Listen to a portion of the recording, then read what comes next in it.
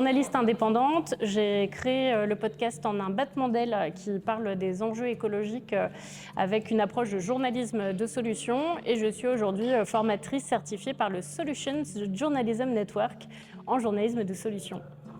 Alors, je m'appelle Frédéric Duval et je suis le fondateur et le directeur de la publication d'un média qui s'appelle Lyon Positif.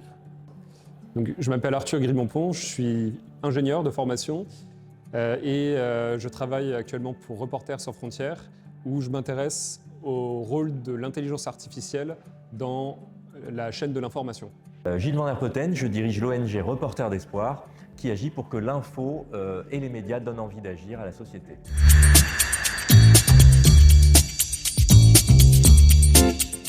Le journalisme de solution, c'est un journalisme à spectre large qui s'intéresse aux problèmes de société, économiques, sociaux, environnementaux, mais qui ne s'arrête pas à ça, qui va aussi plus loin en tâchant d'aller chercher là où elles existent des réponses concrètes aux problèmes.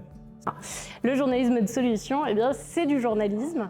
L'objectif de cette approche, c'est en fait de pouvoir mettre en lumière les initiatives, les solutions qui viennent répondre aux problèmes sociétaux. Donc c'est pas du journalisme bisounours, c'est pas du journalisme feel good, c'est pas du journalisme bonne nouvelle où on se fait du bien. L'objectif n'est pas du tout d'occulter la réalité du monde et des problèmes, mais plutôt de s'intéresser aux solutions qui viennent répondre aux problèmes. Aujourd'hui, le monde va mal. On est tous dans des inquiétudes, il y a une urgence, il y a la crise, il y a plein de sujets de réflexion. Mais le journalisme de solution, c'est aussi un état d'esprit, c'est aussi une manière de faire, c'est aussi la capacité à porter un regard sur le monde peut-être un peu différent.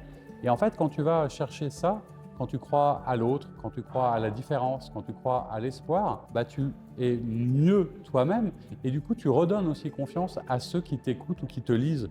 Le journalisme de solution, c'est une manière de recréer du lien, de la confiance et de la proximité avec ton audience. On est victime, on pourrait dire, d'infobésité.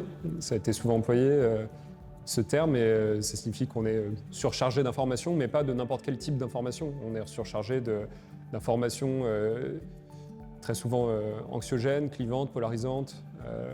Et ce type d'information est fortement amplifié par le paysage de l'information actuelle, notamment via les réseaux sociaux. Et donc le journaliste de solution, face à cela, veut montrer des citoyens, des associations, des entreprises, des femmes, des hommes qui font des choses, qui parviennent à avoir un impact positif sur la société, à résoudre des problèmes. Et à mon sens, c'est comme ça qu'on peut effectivement redonner envie d'infos et faire en sorte que l'info soit utile. Aujourd'hui, effectivement, à l'heure des réseaux sociaux, à l'heure des milliers d'informations qui nous arrivent chaque jour, il n'y a qu'à voir toutes les notifications sur nos téléphones qui ne font que sonner toute la journée. On est assailli de mails, on passe notre temps à scroller sur les réseaux sociaux. Effectivement, le journalisme de solution vient un peu proposer une autre approche. Le fait d'accepter déjà de ralentir, ça me semble essentiel aujourd'hui, peut-être de moins s'informer, mais mieux s'informer pour ne pas consommer cette actu chaude en boucle, en permanence, comme on voit sur les chaînes d'information en continu, mais plutôt d'aller vers des sujets qui vont venir prendre le temps, qui vont nous permettre de prendre un peu de recul. Et c'est ce que fait aujourd'hui le journalisme de solution.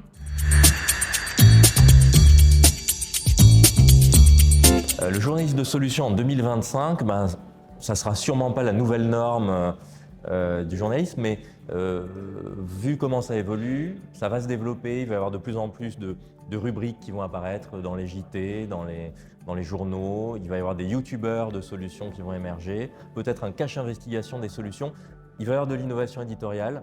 Alors 2025 est peut-être un point de départ, peut-être qu'il va falloir attendre quelques années de plus pour que tout ça se réalise, mais je pense que les journalistes ont envie d'innover et le journaliste de solution leur offre plein de pistes et plein de matières pour le faire. Ça émerge doucement, il y a des rédactions dans lesquelles il y a des journalistes dédiés aux solutions, etc. Ça reste encore marginal, mais ça avance. Donc je n'ai pas de chiffres précis, je sais simplement que tous ceux qui essayent ça, tous ceux qui le font, s'aperçoivent que d'abord les lecteurs apprécient, que les journalistes apprécient, que tout le monde va mieux et que ça donne plus de visibilité, plus de lisibilité. Donc j'aurais tendance à dire que plus il y en a, plus on va en voir, et plus on en voit, plus il y en aura. Donc ça va dans le bon sens, même si c'est encore minoritaire.